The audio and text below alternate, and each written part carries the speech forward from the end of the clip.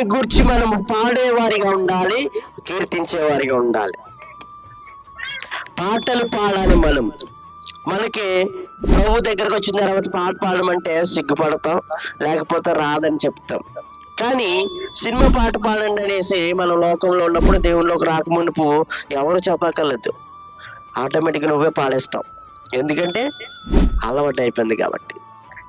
అదే దేవుడి మందిరానికి వచ్చిన తర్వాత సిగ్గు వస్తుంది, లేకపోతే భయం వస్తుంది, ఏమనుకుంటారు అనుకుంటావు, నవ్వుతారు అనుకుంటావు. సినిమా పాట పాడేటప్పుడు తప్పులు వచ్చినా కానీ నువ్వేం పాడవు, ఏం చేయవు, భయపడవు, సిగ్గుపడవు, నవ్వుకున్నా నీకు ఇబ్బంది ఏముండదు. కానీ దేవుడి పాటలు పాడడానికి సిగ్గు. ప్రియమైన దేవుని బిడ్డలారా, దేవుణ్ణి పాటలు పాడడం అంటే చాలా శక్తివంతమైనది. పాటే కదండి అని తీసిపాడేకండి.